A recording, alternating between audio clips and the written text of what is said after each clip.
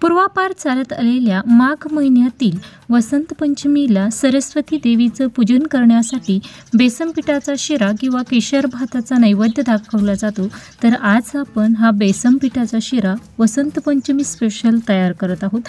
या बेसन पिठाच्या शिऱ्याला naturally colour आणण्यासाठी आपण यामध्ये कोणत्याही फूड कलरचा वापर न करता पौष्टिकतेचा विचार करून एक सिक्रेट इन्ग्रेडियंट्स ॲड केलेला आहे आणि तुम्ही या बेसन हलव्याचं रंग पाहू शकता, स्ट्रक्चर पाहू शकता, अगदी अप्रतिम आलेला आहे। परफेक्ट मेजरमेंट मी तुम्हाला सांगितलेलं आहे। त्याचबरोबर शिरा हा केल्यानंतर तो अगदी मोकळा सळसळीत व्हावा, अगदी चिकट होऊ नये, मऊ लुसलुशीत व्हावा, यासाठीच्या सर्व टिप्स मी तुम्हाला या रेसिपीमध्ये शेअर केलेले आहे। त्यामुळे रेसिपी शेवटपर्यंत नक्कीच पहा आणि कविताच किचनमध्ये फक्त रेसिपी बनवली जात नाही तर खूप साऱ्या टिप्सही मी तुमच्यासोबत शेअर करत असते। त्यामुळे चॅनलवर नवीन असाल तर सबस्क्राईब करून आठवड्यातील 5ही दिवस येणाऱ्या नवनवीन रेसिपी मिस करू नका।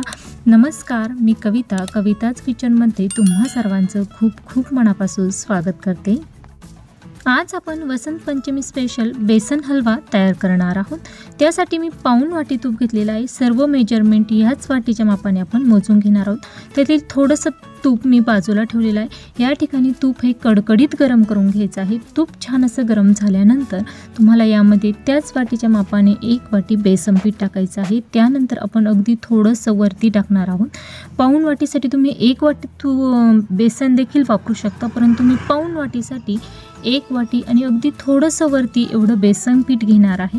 हे पहा, सुरुवातीला 1 वाटी बेसन पीठ पूर्ण मिक्स केल्यानंतर अगदी थोडंसं 2 चमचे बेसन पीठ मी या ठिकाणी जास्तीचं ॲड केलेलं आहे। ते यामध्ये टाकल्यानंतर या ठिकाणी तुम्हाला हा बेसनचा हलवा करण्यासाठी पूर्णपणे लो फ्लेमवरच करायचं आहे। पूर्ण प्रोसेस लो फ्लेमवर करायची आहे। त्याचबरोबर या ठिकाणी घेताना तुम्ही शक्यतो नेरलेपचीच कढई घ्या, जेणेकरून बेसन पीठ हे तळाला चिटकत नाही आणि अगदी व्यवस्थित असं भाजलं जातं।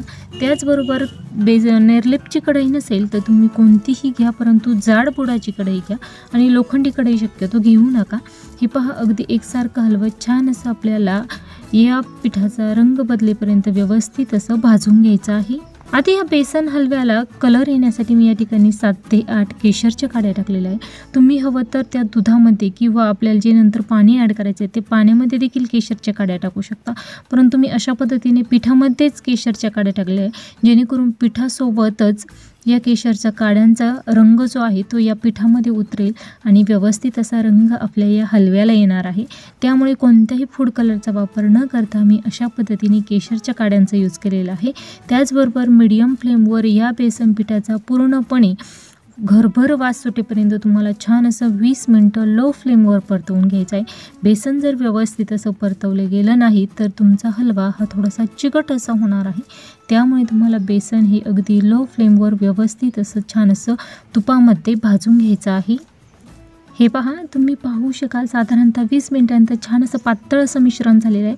20 मिनिटांमध्ये अगदी व्यवस्थित असं आपलं हे बेसन भाजल्यानंतर तुम्हाला अगदी 2 चमचे एवढं दूध या ठिकाणी ॲड करायचं आहे। दूध अशा पद्धतीने ॲड केल्यामुळे जे बेसन पिठातील जो चिकटपणा आहे तो पूर्णपणे नाहीसा होतो आणि छान असा दाणेदार मऊसूत आपला हा हलवा तयार होतो। या ठिकाणी व्यवस्थित असं आपल्याला या मिक्स करून घ्यायचं आहे। तुम्ही पाहू शकाल दूध टाकल्यानंतर पिठाचं पूर्णपणे स्ट्रक्चर बदललेलं आहे आणि छान असा दाणेदार या पिठाला बाइंडिंग आलेलं आहे। दूध टाकल्यानंतर आपण साधारणतः 7 ते 8 मिनटं अगदी व्यवस्थित असं आपल्याला हे मिक्स करून घेतल्यानंतर यामध्ये आपण साखर ॲड केलेली आहे।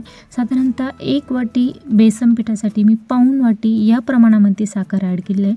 तुमच्या गोडच्या अंदाजानुसार तुम्ही हे प्रमाण थोडंसं कमी किंवा जास्त देखील करू शकता।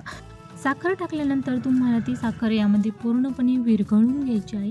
साखर जर व्यवस्थित विरघळली नाही तर तुमचा हलवा हा चिकट होईल। त्यासाठी साखर पूर्णपणे यामध्ये लो फ्लेमवर 10 मिनिटांमध्ये व्यवस्थित अशी 10 मिनिटांनंतर साखर आपली व्यवस्थित विरघळलेली आहे। त्यानंतर त्याच वाटीच्या मापाने मी 1 वाटीला थोडंसं कमी पाऊण वाटी एवढं पाणी टाकलेलं आहे। तुम्ही थोडासा अंदाज घेत हवं तर तुम्ही अर्धी वाटी अगोदर पाणी देखील ॲड करू शकता। त्यानंतर लो ते मीडियम फ्लेमवर छान असा तुम्हाला हा हलवा व्यवस्थित मिक्स करून घ्यायचा आहे। हे पहा, तुम्ही आता 10 मिनिटांनंतर या हलव्याचं स्ट्रक्चर पाहू शकता, अगदी परफेक्ट असं आलेलं असेल आणि पाणी टाकल्यानंतर साधारणतः 5 ते 7 मिनिटांनंतर तुम्हाला अगदी हलवा व्यवस्थित असा तयार झालेला लक्षात येईल।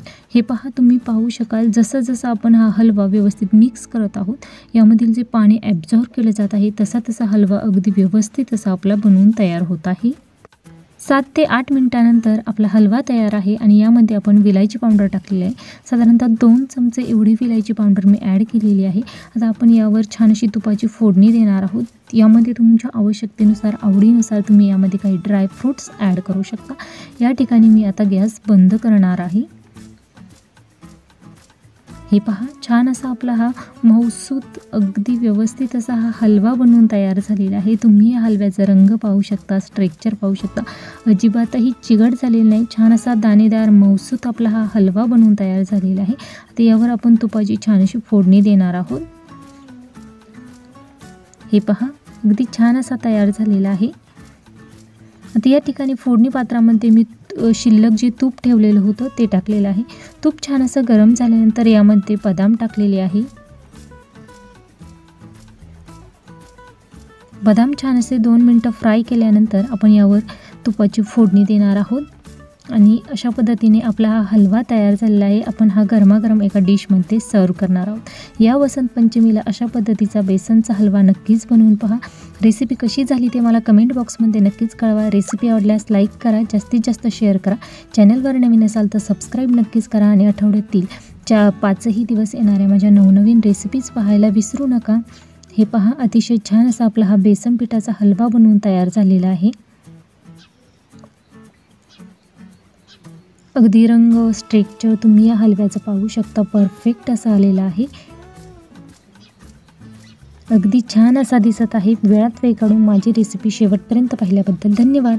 पुन्हा भेटूया अशाच नवीन रेसिपी सोबत, तोपर्यंत धन्यवाद।